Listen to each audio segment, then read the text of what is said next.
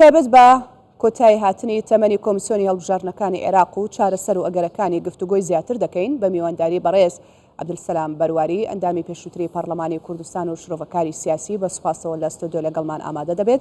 بەڕێز بەرواری بەخێر هاتی، سوپاس بۆی کە ئامادەی لەگەڵمان. حوتی تەمووز وادەی کۆمیسیۆن کۆتایی دێت، سیناریۆکانی دوای ئەوە چییە؟ بەڵێ سپاس ئێواری باش بۆ خوشکبرایانی بینەر. بەڕاستی سیناریۆ پێی ناوێت ڕێگاکە نەخشە ڕێگاکە ئاشکرا بووە. دوێنێ خوێندنەوەی یەکەم کرا بۆ پرۆژە یاسای هەموارکردنی یاسای کۆمیسیۆن.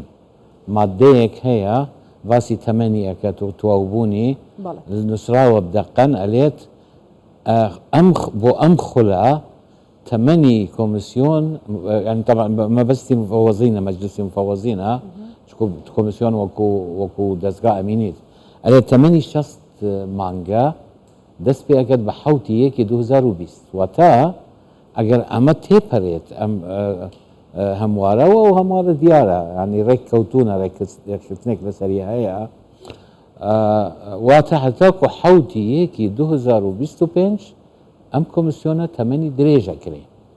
واتە ئەم مەترسیانەی کە لە راپۆرتەکەتان هاتووە ئەمە ئەگەرێکی بەهێزە؟ نەخێ ئەسڵەن شتێکی ترش ڕوویدا. ئیمڕۆ بزانم بڵاو بۆ خەبەرەکە کە کۆمیسیۆن بریاری ینی پەرلەمانی عێراقی ئەنجومەنی نێران بریاری داوە ئەم وەرزەی یاسادانان بۆ مانگێک درێژ بکات.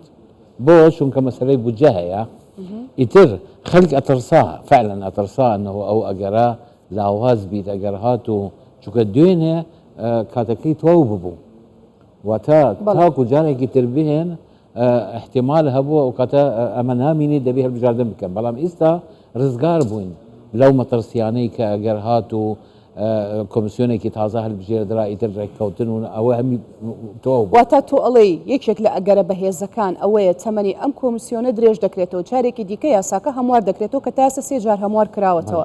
بەڵام بیرمان نەچێ وەکو هاوکاریشم لە راپۆرتەکە باسی کرد بەشێک لەلایەنە شیعیەکان ئەم کۆمیسیۆنەیان ناوێت. پێ دوایە ئەم هەموارە بە ئاسانی بەڕێوە بچێت؟ خۆی ئەم هەموارە لە ئەسمانەوە نەهاتووە. ئەوانەی کە لە لوژنەی یاساییە هەمووی نوێنەری ئەم فراکسیۆنانن و من تەسەوەرەکەم پاش زیارەتی نەجیروان بارزانی کە دانیشتبوو لەگەر هەموویان دانیشتبوو لەگەر فایق زێدان لەگەر سەرۆکی دادگا لەگەر کۆمیسیۆن و ئەو دانیشتنەی سۆدانی لەگەر سەرۆکی کۆمیسیۆن و ئەندامانی کردبوو کە سێمەرجی دانابوو بۆ ئەنجامدانی هەڵبژاردن ئەوە هەمووی نیشانەی ئەوەیە کە ئەم هەموارە یان پرۆژەی ئەموارە بەڕێکەوتنە.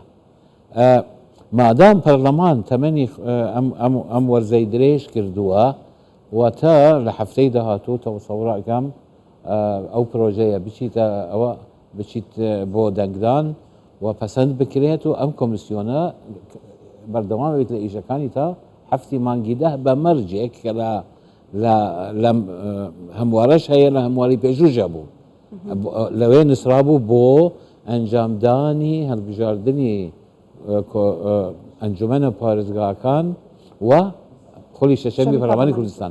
ئەم هەموارەش هەروای لێ نووسراوە تا یعنی 6 مانگ بۆ ئەنجامدانی واتە ئێمە چاوەڕێ بکەین ئەم کۆمیسیۆنی ئێستا تەمەنی درێژ بکرێتەوە و کارەکانی خۆی بەردەوام بێت. کارەکانی بەردەوام نەخێب کارەکانی ڕاوستاون لە دوای درێژکردنەوەی تەمەنی. درێژکردنەکە مشکلەکە ئێستا ئەوان خۆت لە ئەزانی 2 جار خشتەیەکی کاتیان پێشکەش کرد ئیشەکەیان ئەمیشە تەکیدیان لەسەرەوە کە دەگە 2 ڕۆژ ڕاوستین ناتوانین فریاب بکەوین. دووشت هەیە ئەگەر لە 10/6 نەکرێ ئێستاوە خودەزانێ ئەمری وەلایی دەرچ و کارەکانی ڕاگرتووە تا سکالاکەی بەرێز سەرۆکی ئەنجومەنی وەزیرانی هەرێمی کوردستان یەکلایی بکرێت لە مەحکەمە کە چاوەڕوان ناکرێت بەو زۆوە بیت ئەو کاتە بلێ 10 ڕۆژ ڕاگرت لایەن ڕاگرت 10 ڕۆژ ڕاگرت واتە 10 ڕۆژ دواکەویت هەڵبژاردن. بۆچی چاوەڕوان ناکرێ و سکاڵایە بەم زوانە یەکلایی بکرێتەوە؟ حتى بەم زوانە ینی 4-5 ڕۆژێک تەخیرە بیت. بزانە پاش 10 مانگ ئیمتحاناتی ئێمە دەست پێ ئەکەت لە کوردستان دادی وەزاری جێژن دەست پێ ئەکەت وایە جێژن 20 بۆیە لە هەموو حالەتدا تەسەوە و باشان سکالاکە ئەسڵان ئەنجامەکەی ئەوە ئەبیت کۆمیسیۆن دەرگای پێشکەشکردنی کاندید دروست بکات، یعنی سەر و تازە دەرگای پێشکەشکردنی کاندید و هەوپەیمانی و حزب بکەتەوە.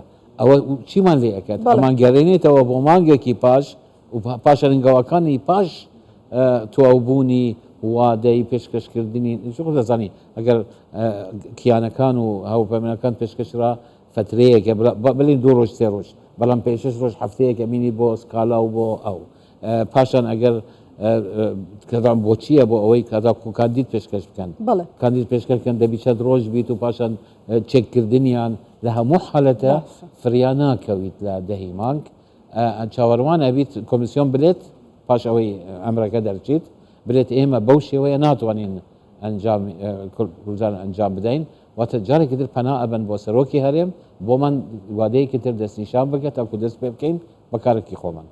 واتە هەڵبژاردننی پەرلەمانی خولی شەشەمی پەرلەمانی کوردستان دڵنیای لەوەی کە دواخرێت 100% کە چوونی بە بڕیاری ئەنجومەنی محکمەی ئیتحادی واضحە دواخرێت. بەڵام چارە نووسی دیارە واضحە، یعنی وەکو من وتم سیناریۆکان تێک سیناریۆ هەیە. ئەم هەفتەی داهاتوو پەرلەمانی عێراقدا ئەنیشیتووە ئەو هەموارە پەسەند دەکات واتە کۆمیسیۆن وەدەکەی درێژ. ئەمە زانیاریە یان بۆ چوونە؟ بۆ چوون نییە، ئەمە واقعە زانیاریە.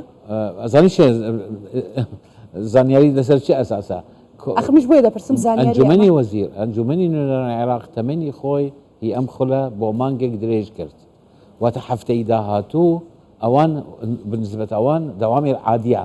مادەم تو خوێندنەی یەکەمت کردووە خوێندنەی دووەمی بۆی ئەەکەی و دەنگی لەسەر ئەدەی.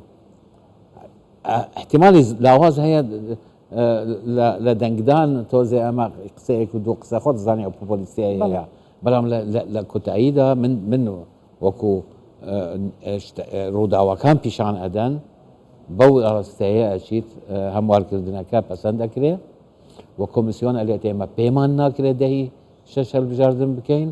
سەرۆکی هەرێم باش تەمان گفتوگۆ لەگەر کۆمیسیۆنش و تۆ خۆ دەزانی ئەوە لە مێژەوە بەنیازە لەگەر حیزبەکانی کوردستانیش دانیشیت وادەیەک دەستنیشانەکەت. من پێم باشە لە مانگی نۆ بیت هەڵبژاردن. بەڵێ ینی هێشتا کوتایی ینی مەدرسە باش دەستی پێ نەکردووە و ئەنی ئەگەر مەدرسەکان دەست پێکرد خۆ زانی بینایەتەکانە و شتی هیچ زانیاریەک هەیە کە مانگی نۆ هەڵبژاردن بکرێت؟ ئەگەرەکان باز لە مانگی دەدەکرێت نۆ بیت 10 بیت هەر یەکە، بەڵام منطقی ترە نۆ بیت پێش دەست پێکردی هەڵبژاردن. ئەمەی کە باسی دەکەین کۆتایی هاتنی وادەی کۆمیسیۆن و درێژکردەوە و جارێکی دیکە هەموارکردنەوە، ئەمانە ڕێککەوتنی سیاسیە یاخود کاریگەری هێزە یاساییەکەی وای کردووە کامیانە؟ نا تەسەوەرەکەم ڕێککەوتن و لە یەکتر تێگەهشتن بوو، چونکە ژنەی یاسایی لە خۆیەوە نە مەسلحەتیتی نە ئیشیتی هەڵسیت پێشنیاری هەموارکردنی یاسایەک بکات. نە کۆمیسیۆن داوای لێ کردووە و نە تەڵەبێک پێشکەش کراوە، واتە ڕێککەوتنێکی سیاسی هەیە پێیان وتراوە بەو ئەندامانی خۆیان طبعاً. و من تەسەوەرەکەم یەکێک لە نائبە شیعەکان باسی 62 دەنگیان ئیمزایان کۆ کردووە بۆ درێژکردنەوەی وادەی یاسادانانی ئەم خۆلە ئەم وەرزە بۆ ئەوەی تاکو ئەم هەموارە تێپەڕیت. بەڵێ بەڕێز عەبدولسەلام بەرواری ئەندامی پێشووتری پەرلەمانی کوردستان و شرۆڤەکاری سیاسی سوپاس دەکەم کە ئامادەبووی لەگەڵمان. دەست خۆش.